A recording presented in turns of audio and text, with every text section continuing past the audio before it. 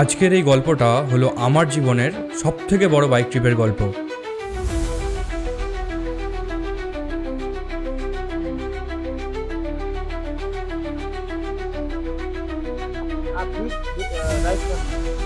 अच्छा। এই গল্পটা এক্স্যাক্টলি স্টার্ট হয়েছিল 7ই নভেম্বর। ইনফ্যাক্ট হয়তো তার অনেক আগে থেকেই স্টার্ট হয়ে গিয়েছিল। মানে ছোট থেকেই যখন এই নিজের বাইক নিয়ে পাহাড়ে ঘোরার নেশাটা মনের মধ্যে তৈরি হয়েছিল, ধরে নিতে পারো তখন থেকেই। তখন পাড়ায় সবে কালী পুজো শেষ হয়েছে। যেহেতু পাড়ায় কালী পুজো থাকে তাই চাপ অনেকটাই। কালী পুজো শেষ হতেই আমি বেরিয়ে পড়েছিলাম নর্থ বেঙ্গলের উদ্দেশ্যে। যা যা হয়েছিল সেগুলোই আজ তোমাদের সাথে গল্পে শেয়ার করব।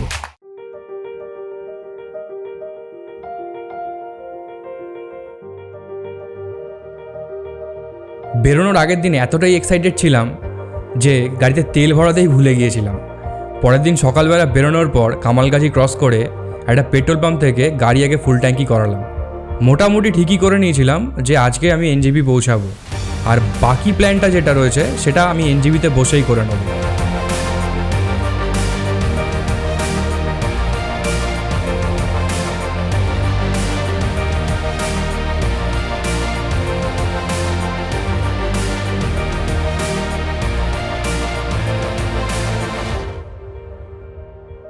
আমরা কৃষ্ণনগর ক্রস করে গিয়ে পৌঁছাই ধুবুলিয়াতে।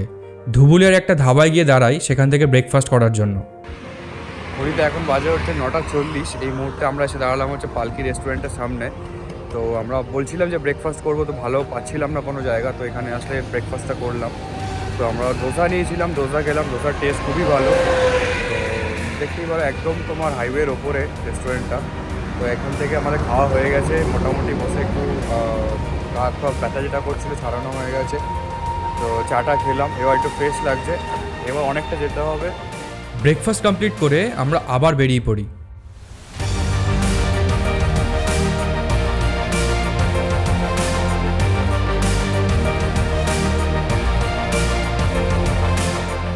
এরপর আমরা ক্রস করি পলাশি। পলাশির ওয়ার মেমোরিয়াল দেখে আমরা আবার এগিয়ে যাই। এরপর কখনো ফাঁকা রাস্তা, সুন্দর দৃশ্য,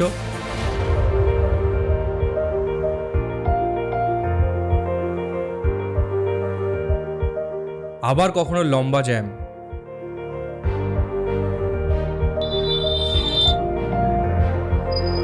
এই তো রাস্তার অবস্থা, এই ওদিক দিয়ে গাড়ি ঢোকাচ্ছে, শেষ ওদিক দিয়ে গাড়ি ঢোকাচ্ছে, আর ফেসে যাচ্ছি।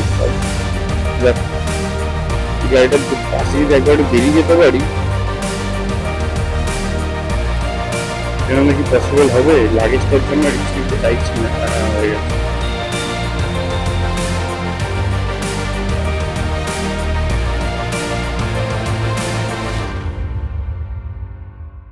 সব কিছুর এক্সপিরিয়েন্স নিতে নিতে আমরা গিয়ে পৌঁছাই ফারাক্কা। এতদিন শুধুমাত্র ব্লগারদের দেখতাম যে ফারাক্কা ক্রস করছে, এনজিপি যাওয়া মানে ফারাক্কা ক্রস করা, বাইকে, গাড়িতে, যেভাবে খুশি হোক। তো আজকে ফাইনালি আমি ক্রস করছি। মানে সত্যি ভেবে কতটা যে আনন্দ হচ্ছে আমি তোমাদের বলে বোঝাতে পারবো না, হয়তো ভাষায় আমি প্রকাশ করতে পারবো না এত ভালো করে। কত বড় গঙ্গা, কত বড়। আর এইটা আরেকটা হচ্ছে সাইডে যে ব্রিজটা হচ্ছে, এটা আমি মানে শুনেছি যে এই ব্রিজটা হয়ে গেলে এই ব্রিজের জ্যামটাকে হেঁটে যাবে, মানে ওখান থেকে সব একদম বেরিয়ে চলে যেতে পারবে। এই ফারাক্কা ব্রিজ, এই ফারাক্কা ব্যারেজ, ঠিক আছে, এই সেই জিনিস।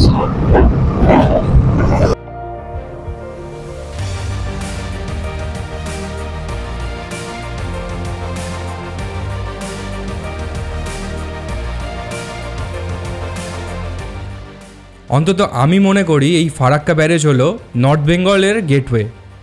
অবশ্য যারা কলকাতা থেকে বাইক বা চার চাকা নিয়ে যাচ্ছ, ফারাক্কা ক্রস করার পর আমরা আবার অনেকটা রাস্তা পেরোই। এরপর রাস্তার ধারে কোনো এক ধাবা থেকে দাঁড়িয়ে আমরা সেদিন দুপুরের লাঞ্চটা কমপ্লিট করেছিলাম। তারপর আবার পথ চলা শুরু করি।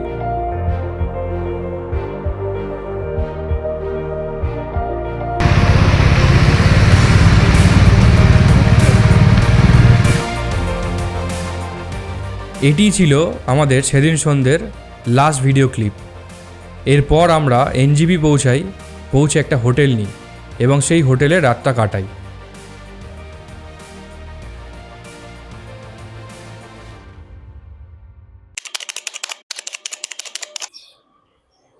Good morning. আজকে হচ্ছে 8ই নভেম্বর। কাল সারাদিন রাইড করে এসে পৌঁছেছিলাম শিলিগুড়িতে।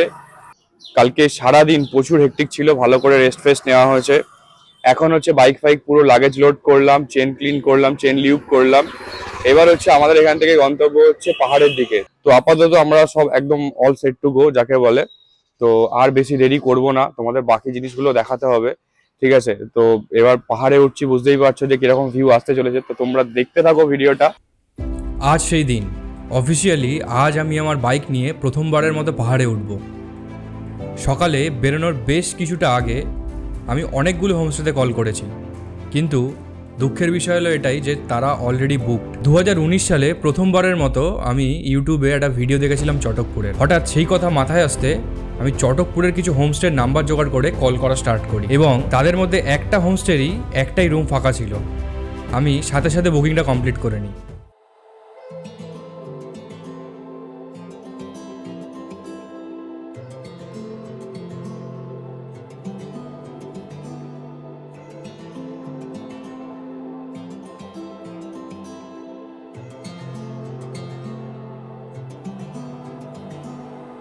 ফাইনালি পাহাড়ে ওঠা শুরু হয়ে গেছে। আশা করি তোমরা রিলেট করতে পারছো আমার ফিলিংসটা।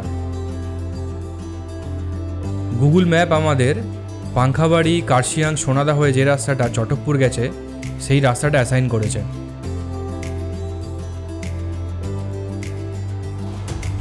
আমরা গুগল দাদার কথা শুনে তখন রাস্তায় এগোতে শুরু করেছি।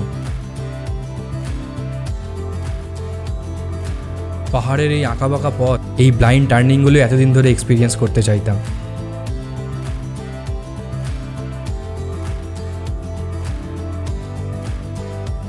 যত উপরে উঠছি ওয়েদার যেন চেঞ্জ হয়ে যাচ্ছে। আস্তে আস্তে একটা ঠান্ডা পরিবেশ তৈরি হয়েছে। এখনও 30 কিলোমিটার রাস্তা পেরোতে হবে, তারপর গিয়ে পৌঁছাবো চটকপুরে। মনে মনে গান করছি আর রাস্তা এনজয় করতে করতে এগোচ্ছি। সত্যি যে কোনো জিনিসের প্রথম অনুভূতিটাই যেন অন্যরকম হয়।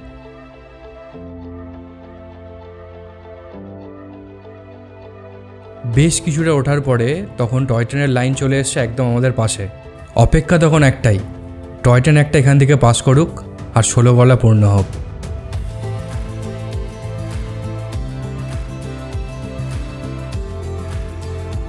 আরও কিছুটা পাহাড়ি পথ পেরিয়ে এগিয়ে আসার পরে পরিবেশ তখন কুয়াশায় মুড়ে এক মায়াবী রূপ ধারণ করেছে।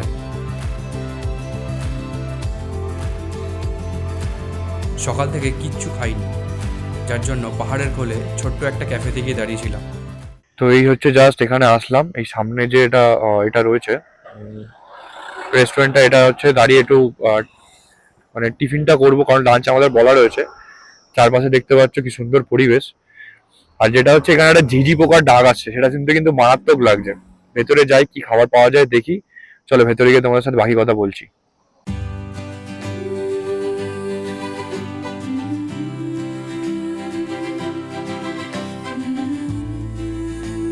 সেখান থেকে চা, ওয়াই মোমো খেলাম। আর পাহাড়ে এসে মোমো না খেলে ঠাকুর তো পাপ দেবে। ব্রেকফাস্ট করে আবার এগোনো শুরু করেছি। সব কিছু ঠিকঠাকই চলছিল, কিন্তু হঠাৎ করে গুগল বাবাজি খেলা দেখানো শুরু করে দিয়েছিল। সোনাদা থেকে আমাদের কোনো এক ডান দিক নিতে হতো, কিন্তু Google map continuously route change করে যাচ্ছিল। এরপর আমরা একটা পুলিশ অফিসারকে গিয়ে জিজ্ঞেস করি, हाँ चटकपुर जाना है, ये वाला रास्ता ना? ठीक है, थैंक यू। ऊपर जाके ना आप फिर राइट टर्न लीजिए। अच्छा वहाँ पे 2 रास्ता मिलेगा, ऊपर वाला रास्ता लीजिए। अच्छा मैप में जो दिखा रहा है ना, वो थोड़ा मतलब समझने में प्रॉब्लम आ रहा है। हाँ, इस तरह से ऊपर जाएंगे फिर फर्स्ट उस सीधा जाइए। हाँ, जाने के बाद मैंने ये रास्ता मत छोड़िए। अच्छा, सोचा जाके जब जहाँ पे एंड होगा ना, हाँ, वहाँ पे फॉरेस्ट एरिया पड़ेगा। अच्छा, वहाँ से आपको गूगल मैप नहीं काम नहीं करेगा। जीपीएस का काम नहीं करेगा। उसके बाद वहाँ पे कोई लोग मिलने से वो राइट होके जाइए।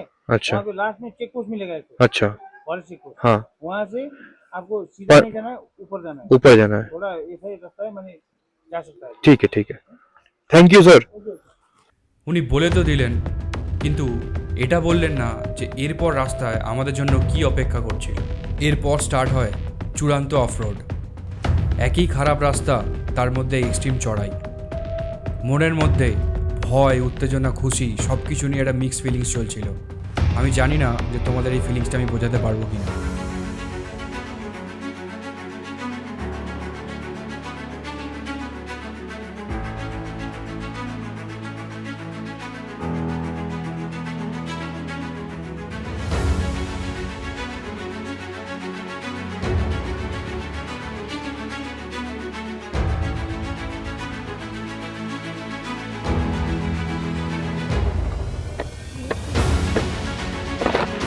दीदी चाटकपुर जाना है किस तरफ से? इस तरफ से ना?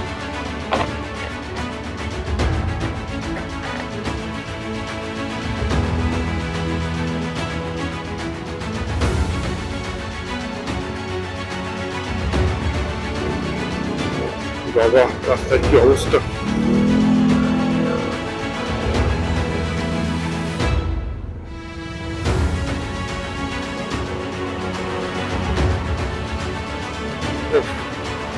দারুণ দারুণ রাস্তা, দারুণ। জানি না ক্যামেরা কতটা জাস্টিফাই করছে এত রাস্তা আসলাম। খারাপ রাস্তা পেরোচ্ছি আর ভাবছি যাতে কোনো দুর্ঘটনা না ঘটে, কারণ রাস্তার পাশেই রয়েছে বড় খাদ। যেতে যেতে যেটা ভাবছিলাম আর সেরকমই একটা ঘটনা ঘটলো। এই খারাপ রাস্তার মধ্যে একটা গর্তর মধ্যে আমার বাইকের সামনের চাকাটা গিয়ে আটকিয়ে গেল, আর গাড়ির যা ওয়েট, গাড়ি একদিকে কাত হয়ে গেছে।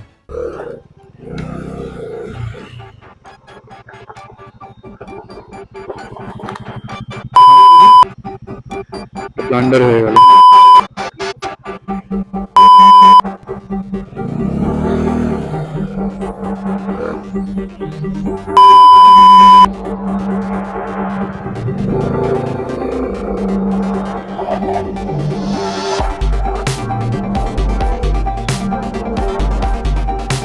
ওহ বাপরে বাপ, কি রাস্তা!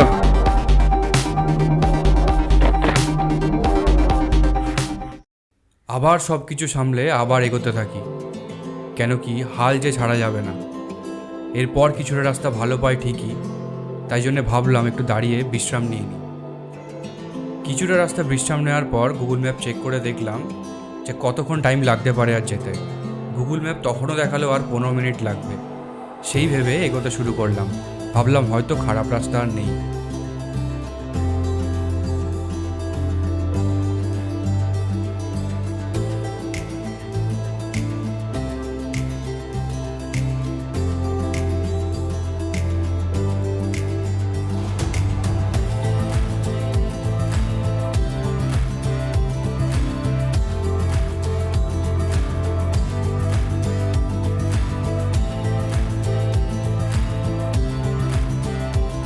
কিন্তু যেটা ভাবলাম হলো তার উল্টোটা। এরপর যে রাস্তাটা স্টার্ট হলো সেটা হয়তো যতক্ষণ না তোমরা এক্সপিরিয়েন্স করতে পারবে ওখানে, ততক্ষণ বুঝতে পারবে না। পাথরের বড় বড় টুকরো শুধু রাস্তার মধ্যে পড়ে রয়েছে। হয়তো সিচুয়েশান এমন ছিল যে যেন আমি ওই রাস্তা পার হয়ে গেলে পাহাড়ে আসার লাইসেন্স আমার ইস্যু হবে। আর মনে মনে তখন একটা কথাই ভাবছিলাম যে যত তাড়াতাড়ি সম্ভব এই রাস্তাটা শেষ হোক। এই রাস্তা একদম জঙ্গলের ভেতর দিয়ে উপর দিকে ওঠা, সাথে ঠান্ডা। ও পরিবেশ যেন একদম ছয় হাঁকাচ্ছে। এই একটা গাড়ি এসেছে।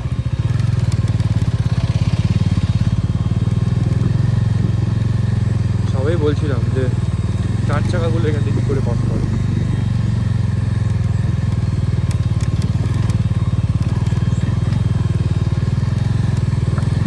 আর 9 মিনিট দেখাচ্ছে এখান থেকে। ভাই যা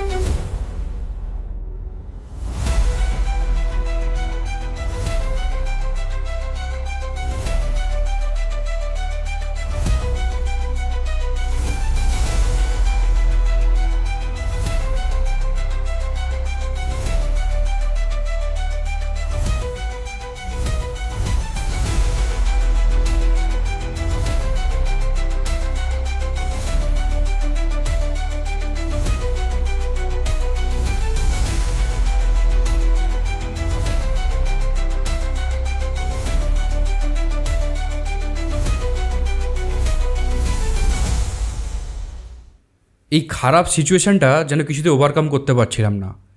এরপরে ডিসিশানই নিতে পারছিলাম না যে কোন দিকে যাব, কারণ গুগল ম্যাপ কাজ করা বন্ধ করে দিয়েছিল যেহেতু নেটওয়ার্ক ছিল না। খানিকক্ষণ যেন ব্ল্যাঙ্ক হয়ে দাঁড়িয়েছিলাম ওখানটায়। এসছি, কিন্তু এটা আবার কোথায় দেখাচ্ছে? ম্যাপ থেকে হারিয়ে যাচ্ছি কেন?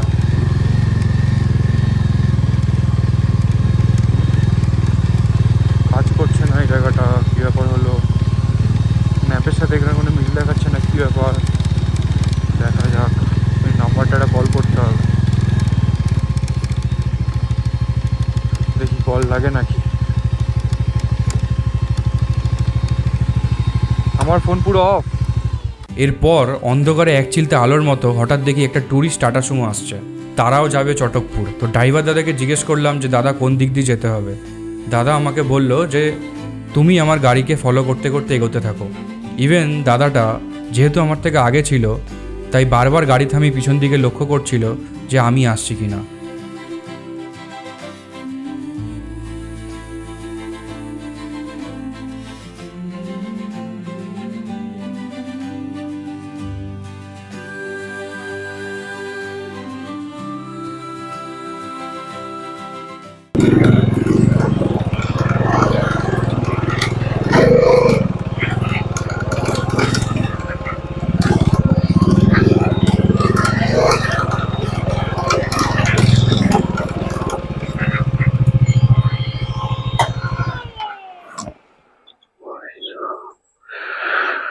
ওহ ভাই, এতটা রাস্তা কষ্ট করে আসলাম, আর এই হচ্ছে তারপরে ভিউ।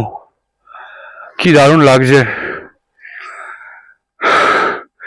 হ্যাঁ, এটা ভালো জিনিস বলে দিই তোমাদের, চটকপুর কিন্তু, চটকপুরের যে হাইট সেটা কিন্তু দার্জিলিং এর থেকেও বেশি। এখানে একটা ওয়াচ টাওয়ার আছে বা ভিউ পয়েন্ট আছে, যেখান থেকে তুমি কাঞ্চনজঙ্ঘা দেখতে পাবে। তো আশা করছি কাল যদি ভোরবেলা উঠতে পারি, যদি আকাশ ক্লিয়ার থাকে, তো কাঞ্চনজঙ্ঘা দেখতে পাবো। আর যা লাগছে জায়গাটা, তোমরা শুধু দেখো জাস্ট। ওফ, মানে এতটা কষ্ট করে আসলাম, তো এই কষ্ট যেন সার্থক হলো। এবার আমাদের হচ্ছে ইয়াং হোমস্টে খুঁজে বার করার পালা। দেখি কোথায় আমাদের ইয়াং হোমস্টে। অ্যাট লাস্ট আমরা গিয়ে পৌঁছলাম আমাদের হোমস্টেতে। হোমস্টেতে পৌঁছানোর পর সবার আগে একটু গিয়ে ফ্রেশ হলাম। ফ্রেশ হওয়ার পরে আমাদের লাঞ্চ অলরেডি রেডি হয়েছিল, কিন্তু তখন বিকাল বাজে 5টা থেকে 5:30। তো এখন অলরেডি সন্ধে হয়ে গেছে আর আমরা এখন লাঞ্চ করতে বেরিয়েছি। এই হচ্ছে বাইরের পরিস্থিতি, এখন অলমোস্ট সন্ধে হয়ে গেছে, 5টা বাজে। আর এখানে জানো পাহাড়ে মোটামুটি 5টা বাজলে মোটামুটি সন্ধে হয়ে যায়। তো চলো ভেতরে যাই, গিয়ে লাঞ্চটা করি। भैया लंच रेडी कर दीजिए। हाँ अभी लंच थोड़ा रेडी कर दीजिए। ये भैया अभी लंच रेडी कर रहा है। हाँ कोई बात नहीं, कोई बात नहीं, ये थोड़ा ये सब्जी गरम कर देंगे। ठीक है ठीक है, आप कर दीजिए। আর এই দাদা এখন হচ্ছে আমাদের সবজি গরম করছে এখানে। দাদা তোমার নামটা কি? তোমার नाम क्या है? सांडूप शेरपा। आपका ये घर आपका ही है? हाँ जी, हमारा आपका नंबर थोड़ा बता दीजिए, कोई आएगा तो यहाँ पे। तो मालूम नहीं, आपका नंबर ही भूल गए आप? हम ठीक देखकर है बता देंगे। कोई बात नहीं। ये कौन है? आपका बेटा है? हमारा भांजा है। भांजा है वो? हाँ जी, और आपका दीदी का दुकान बोल रहा था वो हाँ जी, दीदी उसका का? बेटा है हमारा। अच्छा अच्छा, हेलो। हेलो बोल दो, हेलो हेलो बोल दो। हम नंबर, भैया का नंबर बोलेंगे। हाँ हाँ नंबर बोल दीजिए ना कोई। नंबर बोलेंगे। है ना दादा बोलছে শুনে না। मेरा नंबर है 9382975837। ব্যাস একদম ঠিক আছে। তা তুমি খাবার রেডি করো, ঠিক। খাবার রেডি করে দাও, আমরা বসি। তো এই হচ্ছে জাস্ট আমরা আমাদের লাঞ্চ কমপ্লিট করলাম, তাও কখন, একদম রাত্রিবেলা, মানে রাত্রি না সন্ধে, এখন সন্ধে বাজে হচ্ছে পুরো 5টা 5:30 বাজতে যায়। লাঞ্চ কমপ্লিট করলাম। স্কোয়াশের একটা সবজি ছিল, আন্ডা কারি ছিল, ভাত ছিল, পাঁপড় ছিল, এই সব খেলাম এখন। আর এই হচ্ছে আমার ব্যাকগ্রাউন্ডে, জানি না পেছনটা কত কি বুঝতে পারবে, এইদিকে চাঁদ উঠে রয়েছে। আর এই দিকে দেখো পেছনটা, আমার পিছনটা ঝাউ গাছ রয়েছে, জানি হয়তো দেখা যাবে না কিছু। আর পিছনটা দেখো শুধু একবার, দারুণ লাগছে। এই হচ্ছে আমাদের হোমস্টে। গিয়ে আমরা লাঞ্চটা কমপ্লিট করলাম, করে একটু রেস্ট নিলাম। সাথে কিছু কাজও ছিল, সেই কাজগুলো কমপ্লিট করে নিয়েছিলাম। তারপরে বাইরে বেরিয়েছিলাম, আশপাশটা একটু ঘুরছিলাম, কিন্তু সেরকমভাবে ভিডিও আর করা হয়নি, কারণ শরীর প্রচণ্ড টায়ার্ড ছিল, তাড়াতাড়ি শুয়েও পড়েছিলাম।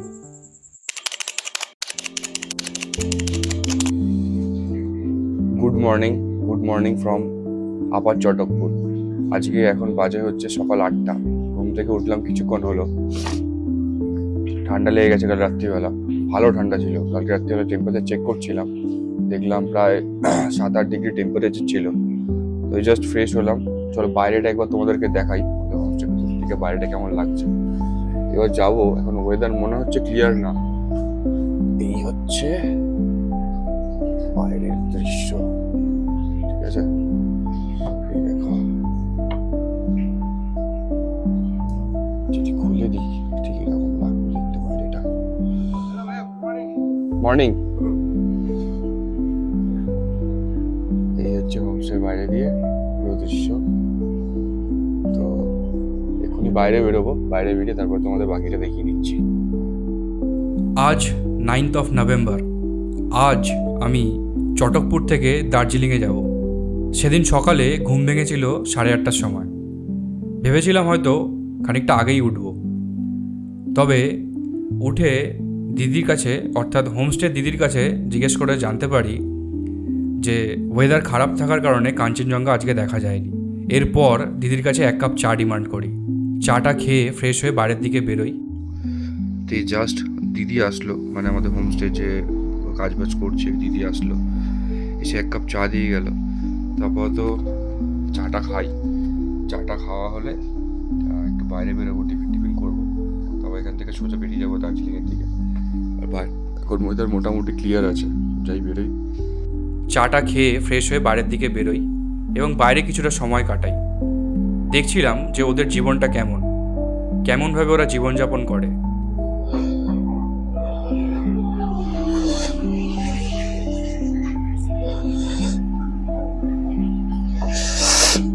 এই হচ্ছে হোমস্টের বাইরের পরিবেশ। কালকে গাছ ফাছগুলো দেখাতে পারছিলাম না। একটা সামনে ছোট্ট ব্যালকনি রয়েছে, কিছু গাছপালা রাখা আছে, আর এখানে কিছু ছোট্ট ছোট্ট সব গাছ রয়েছে, চারা গাছ। আর সামনে ওই যে মাথা উঁচু করে পাহাড় দাঁড়িয়ে রয়েছে, ওই দিকটাতে কাঞ্চনজঙ্ঘা দেখা যায়, কিন্তু এই মুহূর্তে পুরো মেঘাচ্ছন্ন হয়ে রয়েছে বলে দেখা যাবে না।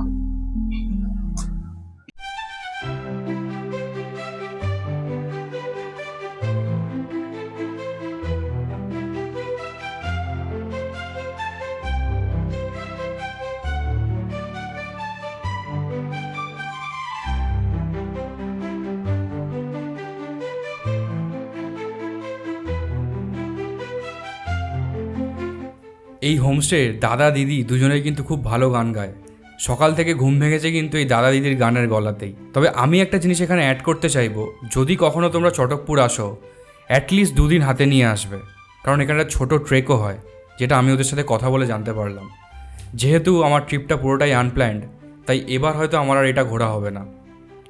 তবে আমি কথা দিচ্ছি, নেক্সট টাইম যখন চটকপুরে আসবো তখন অবশ্যই কিন্তু এই ট্রেকটা করব। তো এইবার দিদি আসলো, এসে হচ্ছে আমাদের এই কষা কষা আলুর দম দিয়ে গেল, আর রুটি রয়েছে, আর হচ্ছে সামনে এরকম ভিউ। এখন এখানে বসবো আর টিফিনটা করব। সামনে কিন্তু দেখতে পাচ্ছ অলরেডি কিন্তু ওখানে কালো মেঘ জমে গেছে, আর এদিকে সূর্য উঠে রয়েছে। এরপর আমরা বেরিয়ে পড়ি দার্জিলিংয়ের দিকে।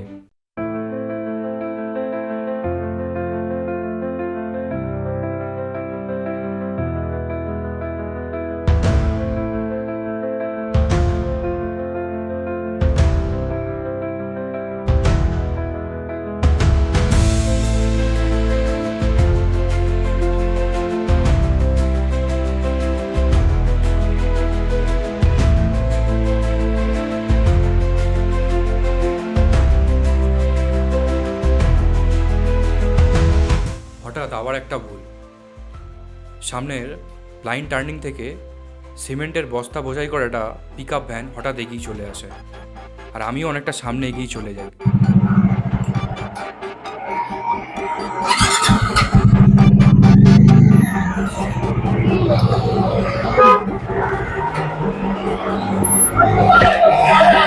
नहीं निकलेगा।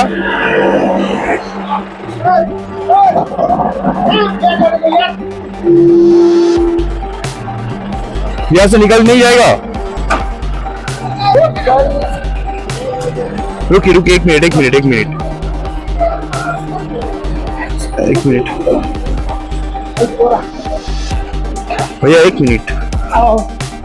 1 मिनट भैया।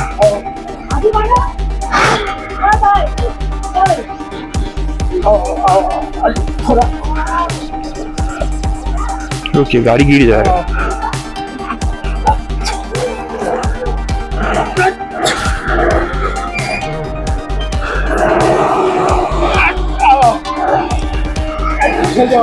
আমরা দুজন মিলে চেষ্টা করে গাড়িটাকে এমন একটা জায়গায় দাঁড় করালাম যাতে সামনের পিক আপ ভ্যানটা ক্রস করে যেতে পারে। সত্যি হ্যাটসঅ্যাপ ওই দাদাটাকে, সেদিনকার এসে আমাকে সাহায্য করেছিল ওখানে। সেদিনকার আমি বুঝেছিলাম পাহাড়ি মানুষরা এত হেল্পফুল হয় আর এত কঠোর পরিশ্রমী হয় ওরা, সেটা আমি হাড়ে হাড়ে টের পেয়েছিলাম। কিন্তু ওই যে বলে না যে যদি একবার কপাল খারাপ থাকে তোমার, তাহলে খারাপ তো তোমার লেগেই থাকবে। সোনাদার মেন রাস্তায় উঠবো, একটা ঢালু রাস্তা পেয়ে নামছি, হঠাৎ সামনে থেকে একটা পুলিশের গাড়ি চলে আসে। আমি হাত দেখাই, সামনে তখন জায়গা রয়েছে, আমি পাশ থেকে বেরিয়ে যেতে পারবো, কিন্তু পুলিশের গাড়িটা দাঁড়ায় না, আরও এগিয়ে আমার সামনে চলে আসে। ওনাদের দাবি ছিল আমাকে দাঁড় করাতে হবে অথবা পেছনে নিয়ে যেতে হবে। एक मिनट सर,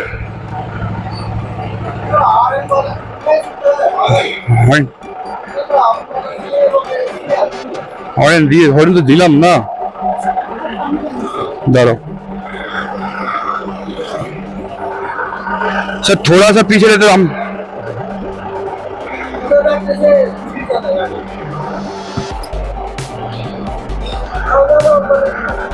लागेगा ना सर, दिक्कत होगा सर, थोड़ा बहुत दिक्कत होगा।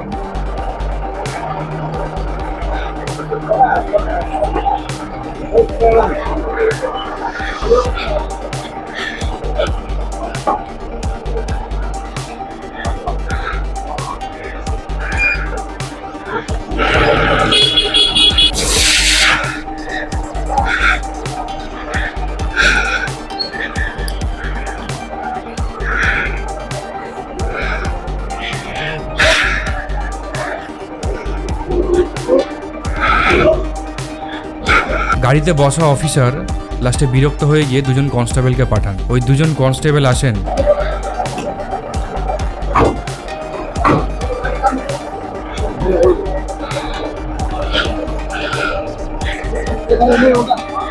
এখানে ঢোকানো যাবে না তো?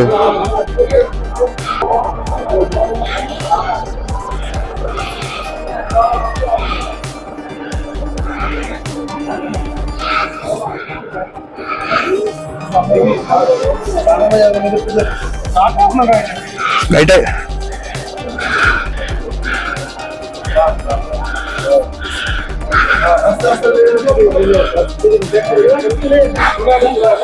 এরপরে পুলিশের গাড়িটা ক্রস করে, তারপরে আমরা যাই আবার মেন রাস্তার দিকে।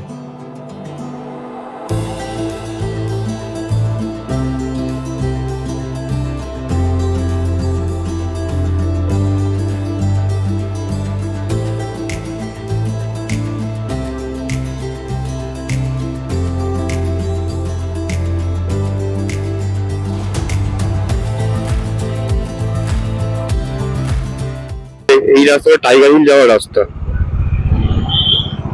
কারণ আমরা আগেবার যখন টাইগার হিল গেছিলাম তখন এই রাস্তা দিয়েই ঢুকেছিলাম। আর এই জায়গাটা একটু ন্যারো রাস্তা, এই জায়গাটা জ্যাম থাকবে।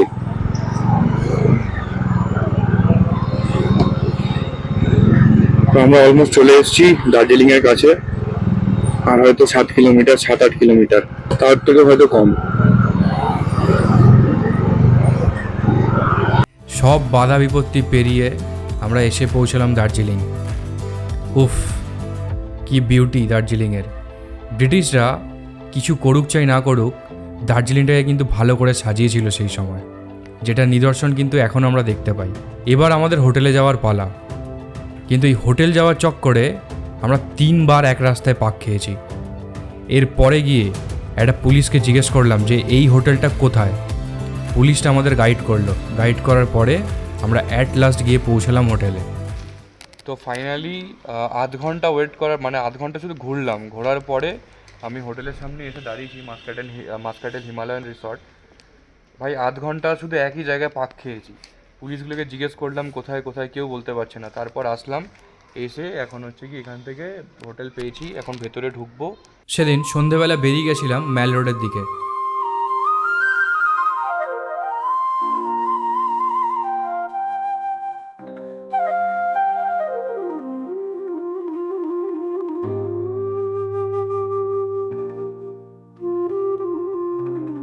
কিন্তু এই চেনা ম্যাল রোড একদমই অচেনা লাগছিল আমার কাছে, কারণ কারণ হচ্ছে যত অস্থায়ী দোকানগুলো ছিল এখানে, সেগুলো ফুড স্টল হোক বা জামা প্যান্টের যে দোকানগুলো থাকে, সোয়েটারের যে দোকানগুলো থাকে, সেগুলোর কোনোটাই ছিল না, সবগুলো তুলে দেওয়া হয়েছিল। কোন এক বিশেষ মেলার প্রস্তুতি চলছিল সারা মেল জুড়ে। আর এই যে এই মঞ্চটা দেখে মনে হচ্ছে, আর তার সাথে সাথে এইদিকে এরকম বাঁশ দিয়ে ঘর মতো তৈরি করছে, হয়তো এখানে কোনো গেস্ট ফেস্টরা বসবে বা এখানে কোনো স্টল ফল লাগবে, সেই জন্য এগুলো করা। প্ল্যান করে এসেছিলাম তো অনেক কিছুই, ভেবেছিলাম স্ট্রিট ফুড ট্রাই করব, কিন্তু কি আর করা যাবে, কফি খেয়ে সন্ধ্যেটা কাটাতে হলো। তো যেখানে কফি খাচ্ছিলাম ওই কাকিমাটাকে জিজ্ঞেস করলাম যে এখানে দোকানপাটগুলো কেন নেই। তো উনি বললেন যে এখানে মেলা হবে, এখন 12 তারিখ থেকে মেলা স্টার্ট হবে। তো মেলা যখন যেহেতু চলবে, তাই জন্য এখানে যত ফাস্টফুডের দোকানগুলো রয়েছে সেগুলো সব এখান থেকে সরিয়ে দিয়েছে। তো এইটা আপাতত ইনফরমেশন পেলাম এখান থেকে। তো দেখি আবার নিচের দিকে যাই, দেখছি একটু খাবারের দোকান খুঁজি। কফি তো খেলাম, কিন্তু আমার দরকার যেটা সেটা হচ্ছে মোমো বা ম্যাগি কিছু একটা খাবো। তো চলো নিচের দিকে যাই, দেখি কি পাওয়া যায়। অনেকটা সময় কাটানোর পর ডিনার করতে চলে গেছিলাম। তাড়াতাড়ি ডিনার করে নিলাম, কারণ কাল সকালবেলা অনেকটা রাইড করতে হবে, রাইড করে বাড়ি পৌঁছাতে হবে, তাই আগে ঘুমানোটা খুব দরকার। Hello, good morning. ঘড়িতে এখন বাজে হচ্ছে সকাল 7টা। All set to go Darjeeling to Subhashgram. অনেকটা রাস্তা যেতে হবে। ঘুম থেকে উঠলাম, রেডি ফেডি হলাম, জার্নি স্টার্ট করবো। লাগেজ কাল রাত্রিবেলা গুছিয়ে নিয়েছিলাম, যাবো শুধু বাইকে লোড করবো, বেরিয়ে পড়বো এখান থেকে। পরের দিন সকালবেলা ঘুম থেকে উঠে বাইক নিয়ে বেরিয়ে পড়েছিলাম, কিন্তু জানতাম না যে আমাদের ট্রিপটা এইভাবে শেষ হবে। মানে আমি বলতে চাইছি আমাদের ট্রিপটা কমপ্লিট হবে। এরপর আমরা যেটা দেখলাম মুখে বলবো না, চলো তোমরা দেখে নাও, যেটা দার্জিলিংয়ের রাস্তা আমাদের উপহার দিয়েছিল। ওই যে দেখো, ওদিকটা দেখো একবার। কি দেখলে এবার তোমরা নিজেরাই বলো। আমি যদি পারি আরো ভালোভাবে দেখানোর চেষ্টা করছি।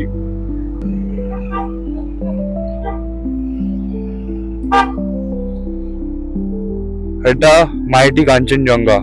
দেখে না, তোমাদের এখান থেকে আমি দেখিয়ে দিলাম, এত সুন্দর ভিউ। সকালবেলা দেখাতে পারিনি, ঠিক আছে, কিন্তু তোমরা এখন এখান থেকে বসে দেখে নাও, কি দারুণ লাগছে বলো তো। রোদটা পড়েছে পুরো একদম, আর এখান থেকে নিচের ভ্যালি গুলো অসাধারণ লাগছে, মনে হচ্ছে যেন উড়ে ওখানে চলে যায় এক্ষুনি। অসাধারণ লাগছে, অসাধারণ। এরপর দীর্ঘ 675 কিলোমিটার রাইড করে সেদিন রাত্রিবেলা বাড়িতে পৌঁছাই। হয়তো সেদিন রাত্রিবেলাই আমার এই বাইক ট্রিপের গল্প শেষ হয়ে গিয়েছিল, কিন্তু শেষ হয়নি আমার গল্প বলা। এরপরে আরও অনেক গল্প আছে যেগুলো তোমাদের শোনাবো। আপাতত যদি তোমাদের এই গল্পটা ভালো লেগে থাকে তাহলে অতি অবশ্যই লাইক, কমেন্ট, শেয়ার আর সাবস্ক্রাইব করতে কিন্তু ভুলো না। অবশ্যই যারা নতুন চ্যানেলে আছো সাবস্ক্রাইবটা করে নিও। আর যদি তোমাদের এই ভিডিওটা অনেক অনেক অনেক বেশি ভালো লেগে থাকে তাহলে একটা শেয়ার করে দিও। আরও গল্প শোনাবো, তার জন্য কিন্তু আমার পাশে থাকতে হবে। আর এই ভিডিওটা অনেক খেটে খুঁটে অনেক কষ্ট করে বানালাম, আশা করি তোমাদের ভালো লাগবে। চলো খুব তাড়াতাড়ি দেখা হচ্ছে, ততদিন তোমরা সবাই খুব ভালো থেকো।